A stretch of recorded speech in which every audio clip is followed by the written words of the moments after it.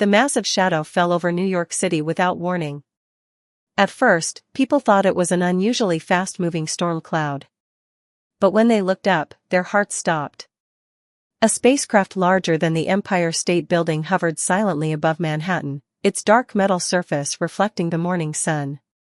Panic erupted in the streets. Car horns blared as traffic ground to a halt. Thousands of smartphones pointed skyward, capturing what everyone assumed would be humanity's last moments. Military jets scrambled from nearby bases, looking like tiny insects compared to the enormous vessel above. But no attack came. Instead, every screen in Times Square suddenly flickered to life with the same message. Every phone, every television, and every radio across the city broadcast the same words in perfect English. To Earth Space Fleet Command. We surrender our ships and crew to your authority. Our civilization faces extinction. We have traveled across 17 galaxies, fleeing an enemy we cannot defeat. Our long-range scouts identified your fleet as the only force capable of stopping them. Please, help us. The message repeated 3 times before falling silent. In the Pentagon's war room, General Chen stared at the satellite feeds with a bead of cold sweat running down his neck. He turned to the President of the United States, who had just been rushed in from a morning briefing. Madam President, he said, his voice barely above a whisper, we have a situation that defies explanation. They're surrendering, to a fleet we don't have. The President gripped the back of a chair, her knuckles white. What do you mean, don't have? Surely they must be detecting something. No, ma'am. We have satellites, yes. A few space stations. But nothing that could be called a fleet. Nothing that could make an advanced alien civilization surrender. He paused, studying the readings again. And yet their scans show they've detected something massive in our solar system. Something we can't see. Above New York, the alien ship waited in perfect stillness. Its message had been delivered. Now Earth faced an impossible choice: admit they had no space fleet and risk the aliens' desperation turning to anger, or somehow make good on a prophecy they knew nothing about. In a small observatory in Chile, Dr. Anna Patel rewound her telescope's recordings from the past week. She'd noticed something strange 3 nights ago, a brief flicker in the space between Earth and Mars. At the time, she'd dismissed it as equipment error. Now, watching it again, she realized it looked exactly like a massive cloaking field disengaging for a split second. Had she accidentally caught a glimpse of what the aliens were seeing? The world held its breath, waiting for Earth's response to the surrender. But the truth was, humanity's greatest challenge wasn't answering the aliens. It was figuring out how to become what they already thought we were, the most powerful spacefaring civilization in the known universe. And they had to do it fast, because whatever was chasing these aliens across 17 galaxies was still coming. The question wasn't if Earth would build a space fleet now, but whether they could build it in time to save both humanity and their unexpected alien refugees. The clock was ticking. And somewhere out there in the darkness between the stars, something was watching. The snow whipped across Antarctica's frozen landscape as Dr. Anna Patel's research team carefully excavated the site. 3 weeks had passed since the alien surrender over New York, and the world was still reeling. But here, buried deep beneath the ice, they'd found something that might change everything. Another section cleared, shouted Tom, her assistant, his voice barely audible over the howling wind. The ground-penetrating radar had revealed a massive structure 200 feet below the surface. Now, as they carefully melted through the ancient ice, its true nature was becoming clear. Dr. Patel brushed away frost from a newly exposed panel, revealing markings that made her heart race. They weren't random scratches, they were engineering schematics. Detailed blueprints of what could only be spacecraft designs. This can't be possible, she muttered, documenting everything with her camera. The technology shown in the drawings was far beyond current human capabilities, yet carbon dating placed these ruins at over 100,000 years old. This wasn't just a discovery, it was proof that humanity's history was far different from what they'd believed. Back at the research base, international experts gathered around screens showing the day's findings. The room fell silent as Dr. Patel presented her theory. These aren't alien ruins, she explained, pointing to specific symbols that appeared throughout the schematics. These are human designs. The mathematical principles, the basic engineering concepts, they're all rooted in human thinking. We didn't just have advanced technology in our ancient past. We had a space fleet. Government officials exchanged worried glances. If she was right, it meant humanity had somehow lost not just technology, but the entire memory of once being a spacefaring civilization. As teams worked around the clock to uncover more of the facility, each discovery brought new questions. They found detailed manuals for anti-gravity systems, faster-than-light drives, and energy shields. But most importantly, they found something that explained why the aliens had sought Earth's help. Look at this, Dr. Patel said, carefully unrolling a preserved document. It's a combat record. Our ancestors developed a unique approach to space warfare. Instead of focusing on pure firepower, they created technologies that could adapt and counter any weapon used against them. That's why those aliens came to us. Somewhere in our genes, in our collective memory, we still have the knowledge to build these systems. The United Nations quickly declared the Antarctic site humanity's most important scientific priority. Teams from every major nation worked together, pooling resources and knowledge to understand the ancient technologies. Every day brought new breakthroughs as humans began remembering what they'd once known. But time was running out. The alien refugees, now stationed in orbit around Earth, had detected movement at the edge of our solar system. Whatever had chased them across the galaxy was getting closer. In a secure bunker beneath Geneva, world leaders gathered for an emergency session. The decision they faced would change human history forever. Should they commit every available resource to rebuilding their long-lost space fleet? Could they trust these ancient blueprints? And most importantly, could they relearn in months what their ancestors had taken generations to develop? As the debate raged on, Dr. Patel made another discovery in Antarctica. Hidden behind a frozen wall, she found a message left by our ancestors. The words, once translated, sent chills down her spine. When you find this, it means they have returned. You must remember who you are. The fate of the galaxy depends on it. The choice was made. Operation Remember would begin immediately. Humanity would rebuild its space fleet, not just to save the alien refugees, but to reclaim their forgotten destiny among the stars. In factories around the world, machines began spinning up. Engineers studied the ancient designs day and night. And in orbit, the alien ship waited, hoping Earth would remember its power before it was too late. The next phase would be crucial, bringing the world together to build something that hadn't existed on Earth for 100,000 years. The clock was ticking, and the stars were waiting. The United Nations General Assembly had never been so crowded. Representatives from every nation on Earth packed the hall in New York, just blocks from where the alien ship had first appeared. The tension in the room was thick enough to cut with a knife. We're looking at a cost of over $50 trillion, the Chinese delegate announced, pointing to detailed projections on the main screen. No single nation can fund this alone. Either we all contribute, or Earth's space fleet remains a dream. Old enemies sat side by side, realizing their petty conflicts meant nothing compared to what was coming from deep space. The Russian president nodded to his American counterpart. Our aerospace industries must work together. We have the largest titanium reserves needed for the fleet's construction. India's Prime Minister stepped forward next. Our software engineers are ready. We'll need to create entirely new computer systems to run these ships. She gestured to the Antarctic blueprints displayed behind her. Our ancestors left us the designs, but translating them into modern technology will take all of us. In orbit, the alien refugees watched as humanity began its greatest cooperative effort in history. Former military bases were converted into construction facilities. Desert areas in Africa and Australia became testing grounds for the new propulsion systems. But it wasn't just governments working together. Private companies joined the effort. Car manufacturers retooled their assembly lines to produce spacecraft components.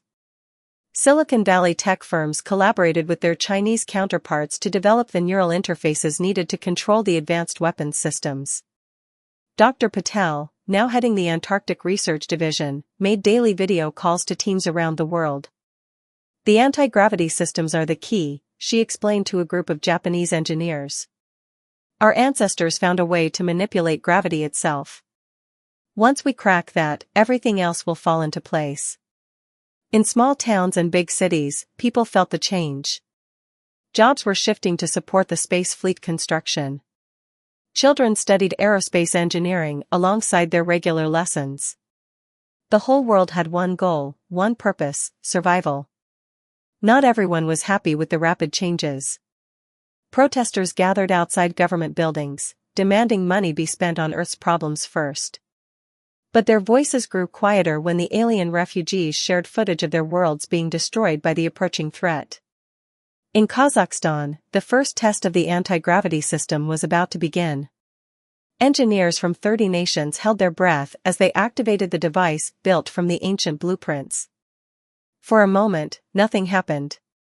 Then, slowly, the 100-ton test platform began to rise from the ground, hovering silently in the air.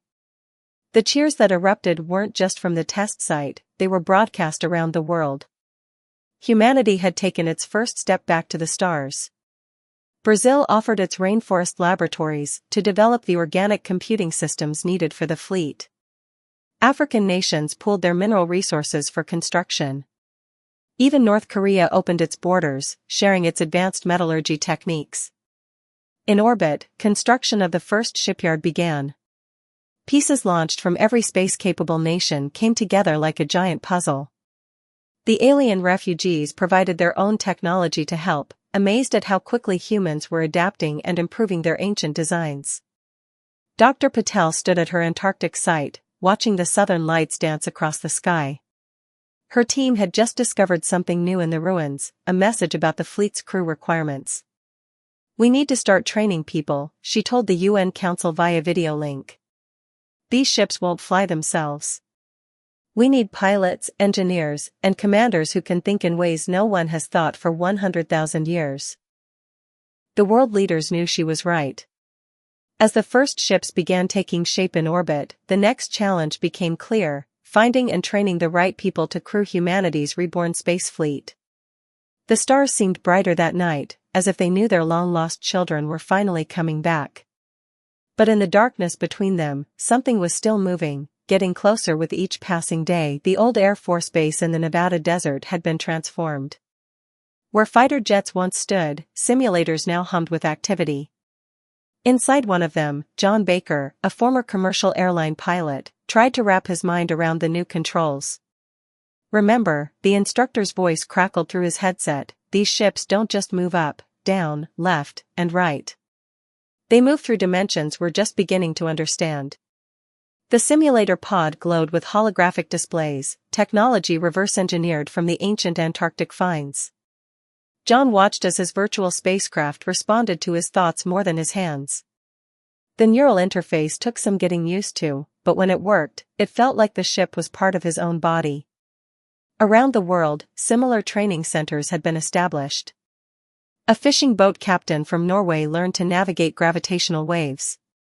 A young chess champion from India mastered the fleet's tactical systems. A construction worker from Kenya discovered she had a natural talent for operating the advanced engineering systems. Dr. Patel visited each facility, sharing insights from the Antarctic archives. Our ancestors chose crew members based on unique ways of thinking, she explained to the trainers. We're not just looking for pilots and engineers. We're looking for people who can imagine the impossible. In orbit, the first ship of Earth's new fleet was nearing completion. The trainees called her Phoenix, humanity's rise from the ashes of forgotten greatness. The alien refugees helped integrate their technology with the ancient human designs, creating something entirely new. Training casualties were thankfully rare, but they happened. The neural interfaces could overwhelm unprepared minds. Some candidates couldn't handle the stress of thinking in multiple dimensions. Others excelled beyond all expectations. Maria, a middle school science teacher from Mexico, set new records in the engineering trials. "It's like I remember this," she told her instructors. "Not me personally, but something deep in my DNA knows how these systems work." The most challenging part was teaching people to work together across cultural and language barriers. The fleet needed crews who could function as one mind, one purpose. Old prejudices and suspicions had to be left behind. In the Antarctic base, Dr. Patel made another breakthrough.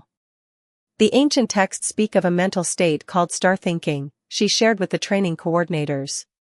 "It's a way of perceiving reality that our ancestors used to navigate space. We need to reawaken this ability in our crews." Meditation experts were brought in from Tibet.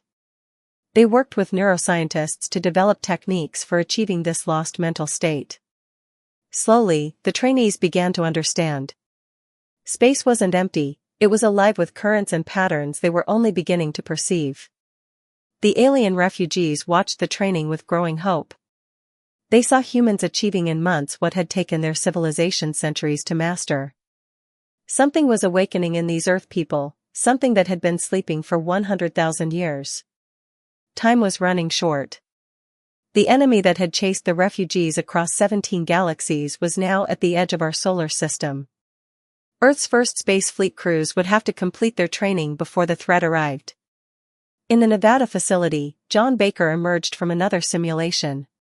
His eyes held a new light, the look of someone who had touched the stars. "We're ready," he told his instructors. "We're not just learning to fly ships. We're remembering who we are." The first crew assignments were posted. The Phoenix would launch in 1 week, ready or not.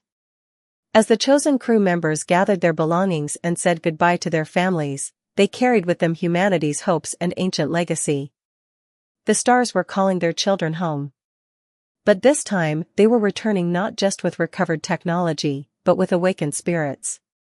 Earth's space fleet was about to make its first real flight in 100,000 years. The Phoenix glided silently through the asteroid belt, its crew still adjusting to the reality of actual spaceflight. The training simulations had been good, but nothing could prepare them for the real thing.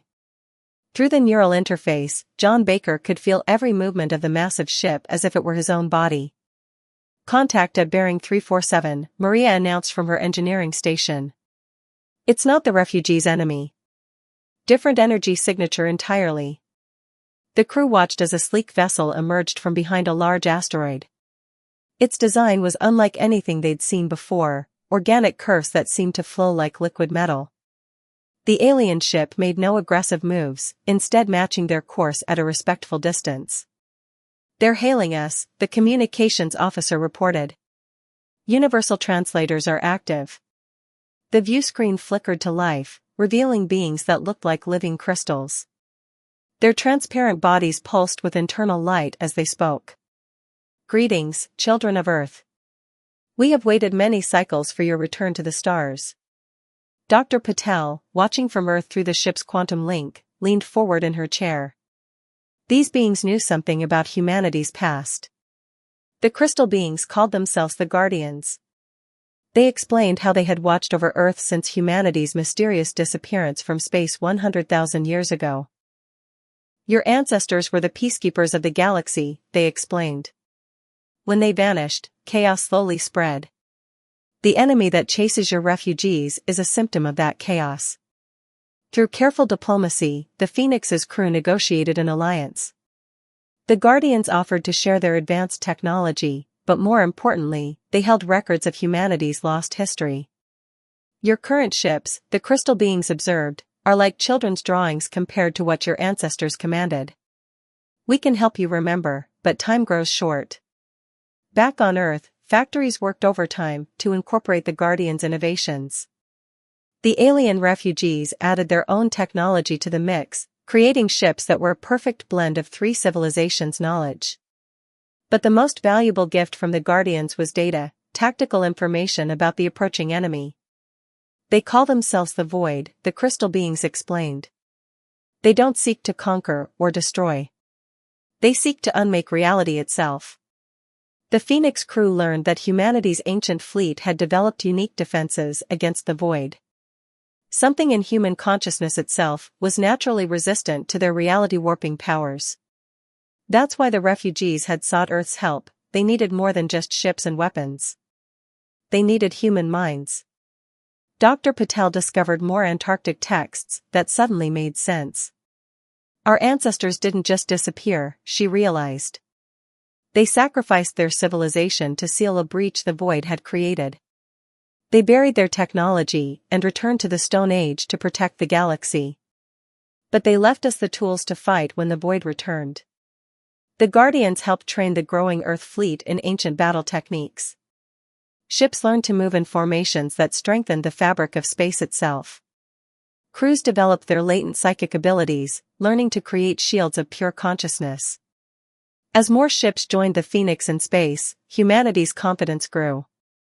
They weren't just building a fleet, they were rebuilding a legacy. Each crew member felt the weight of history and the trust of two alien races on their shoulders. But during a quiet moment on the Phoenix's bridge, John Baker noticed something strange in the sensor readings. The void wasn't just approaching, it was accelerating. They had less time than they thought. The Guardians confirmed his fears. They sense humanity's awakening, they warned. They will not allow Earth's fleet to reach its full strength. You must prepare for battle sooner than we planned. Earth's space fleet had achieved its first diplomatic victory and gained powerful allies. But now they faced a race against time. Could they learn enough of their forgotten powers before the void arrived? The answer to that question would determine not just Earth's fate, but the future of 3 civilizations, and perhaps reality itself. The Phoenix's warning sensors blared to life. John Baker felt it before the instruments detected it, a wrongness in the fabric of space itself. Through the neural interface, he sensed his crew's shared unease. Multiple contacts, Maria reported, her hands dancing over the engineering controls. They're not actually there, but they are. The sensors can't make sense of it. Through the view screen, they watched as space itself seemed to tear. Dark shapes emerged, but looking at them directly hurt the eyes. The void had arrived ahead of schedule, and now Earth's fleet would learn why the refugees had fled across 17 galaxies. Dr. Patel's voice crackled through the quantum link from Earth. The Antarctic archives are showing new information. The texts, they're changing themselves, revealing emergency protocols. The void doesn't just destroy planets, it erases them from ever having existed. The refugee ships moved into formation with Earth's fleet. The Guardians' crystalline vessels took up defensive positions. 3 civilizations united against a force that denied reality itself. They're broadcasting something, the communications officer announced. The message that came through wasn't in words, it was in concepts that burned themselves into the crew's minds. Reality is a mistake. Existence is flawed. We are the correction. Through their neural links, the crew shared memories of Earth, mountains, oceans, cities, families. These weren't just battle stations they defended.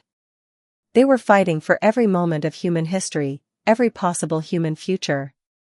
The void ships, if they could be called ships, began their attack. They didn't fire weapons, instead, they began unraveling the space around Earth's fleet.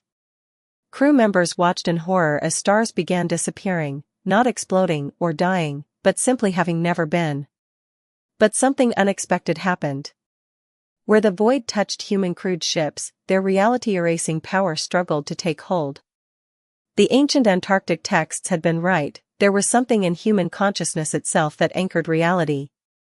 John Baker felt it through the neural interface, a deep, primal memory of his species' past role as guardians of existence. All ships, he commanded, activate the consciousness shields. The human crews did what their ancestors had done 100,000 years ago. They joined their minds, not just with each other, but with their refugee allies and the guardian crystals. A wall of pure will, of shared determination to exist, pushed back against the nothingness. Dr. Patel made another discovery in the changing texts. The void isn't a natural force, she reported. They're what's left of a civilization that tried to achieve immortality by stepping outside of reality. But you can't observe existence from the outside without going mad. The void ships pressed their attack. Where reality unmaking failed, they tried temporal weapons, attempting to age the human ships into dust. But the ancient Antarctic technology, combined with refugee and guardian innovations, held firm. Through the battle, Earth's fleet learned the terrible truth. The void hadn't just chased the refugees, they'd been hurting them, driving them toward Earth. They'd known humanity would rebuild their fleet to help, and that's exactly what the void wanted. Their true target wasn't the refugees at all, it was humanity's unique ability to stabilize reality. If they could destroy Earth's fleet, erase humanity's potential, nothing would stop them from unmaking everything. The refugees, the guardians, every civilization in every galaxy would face not just destruction, but retroactive non-existence. As the battle raged on, John Baker made a decision. The Phoenix would lead a counterattack, not to destroy the void, but to understand them. If they were once a living civilization, perhaps something of that civilization remained, something that could be reminded of what it meant to exist. The fate of not just Earth, but of reality itself, now rested on humanity's ability to reach whatever was left of the beings inside those impossible ships. Inside the Phoenix's command center, John Baker and his crew studied the battle data with the refugee commanders and guardian representatives. The initial skirmish with the void had revealed both strengths and weaknesses. Our consciousness shields work, Maria explained, projecting a holographic replay of the battle. But they consume enormous energy. We can't maintain them indefinitely. Her hands traced patterns in the air, showing power consumption graphs that all pointed toward the same conclusion: they needed something more. Through the quantum link, Dr. Patel shared her latest Antarctic findings. Look at these formations, she said, highlighting ancient battle diagrams. Our ancestors didn't just fight as individual ships. They created geometric patterns that amplified their mental energies. The refugee commander, a being of swirling blue energy contained in a crystalline form, moved forward. We have seen such patterns in our oldest records. Tales of how Earth's fleet once danced among the stars, their movements creating shields that could contain supernovas. Working together, human engineers and alien technicians began modifying Earth's fleet. The Antarctic blueprints showed how to link ships not just through technology, but through the crew's shared consciousness. Each vessel became part of a larger pattern, a geometric symphony of minds and machines. In orbit around Earth, construction crews worked at unprecedented speeds. New ships emerged from the shipyards daily, each one incorporating improvements learned from the first encounter. The Guardians added their crystalline technology, creating hybrid vessels that could channel mental energy more efficiently. Training took on new urgency. Crew members learned to think not just as individuals or even teams, but as part of a vast neural network spanning the entire fleet.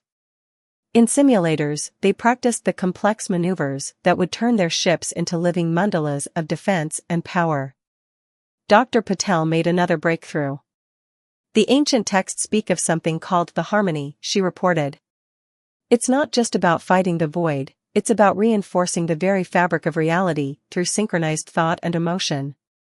The refugee ships began teaching their own battle songs, melodies that had kept their crews sane during their long flight across the galaxies. The Guardians shared meditative techniques that had preserved their crystal consciousness for eons. Humanity added its own contribution, the raw, unshakable determination to exist.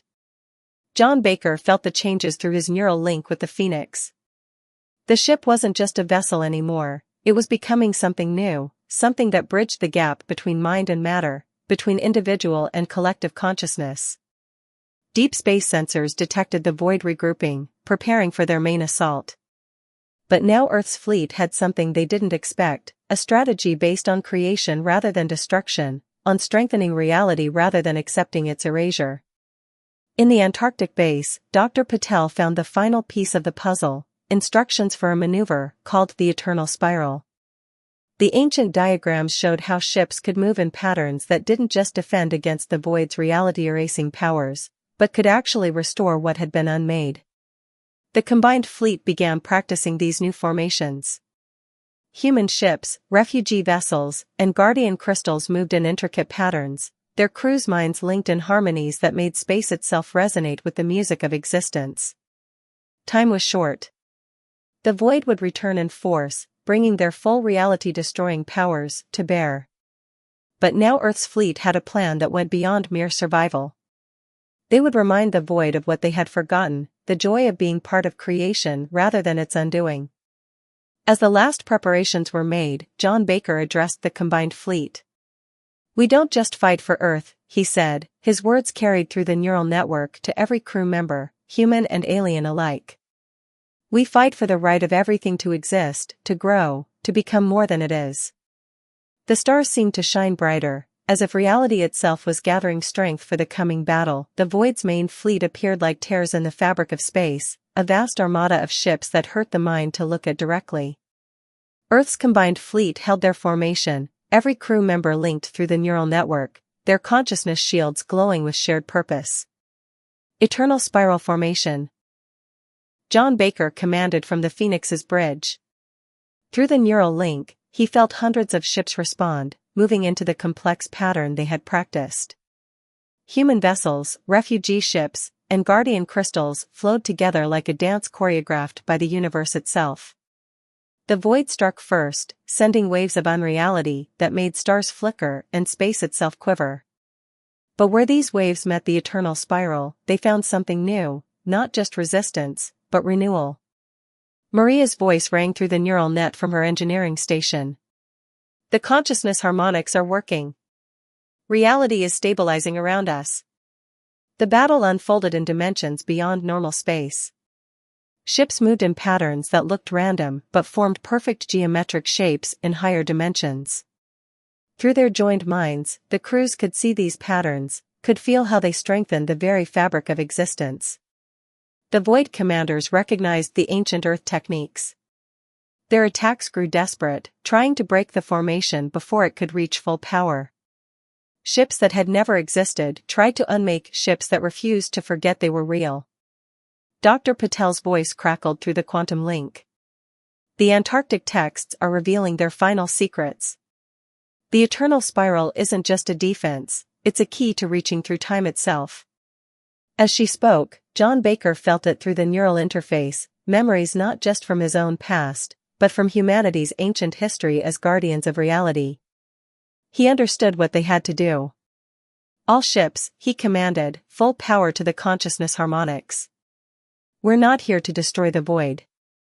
We're here to remind them of who they once were." The combined fleet moved as one mind, one purpose. The eternal spiral tightened, its pattern reaching across time and space.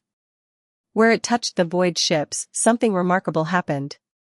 Their impossible geometries began to shift, showing glimpses of what they had been before they stepped outside reality. Through the neural net, refugee emotions mixed with human determination and guardian wisdom. Together, they projected not weapons, but memories, the joy of existing, the beauty of being part of reality rather than its enemy. Some void ships began to change, their forms shifting back to something that could exist within normal space. Others fought harder, trying to unmake the very concept of memory. The battle hung in balance between existence and erasure. In that crucial moment, John Baker took the Phoenix into the heart of the Void fleet.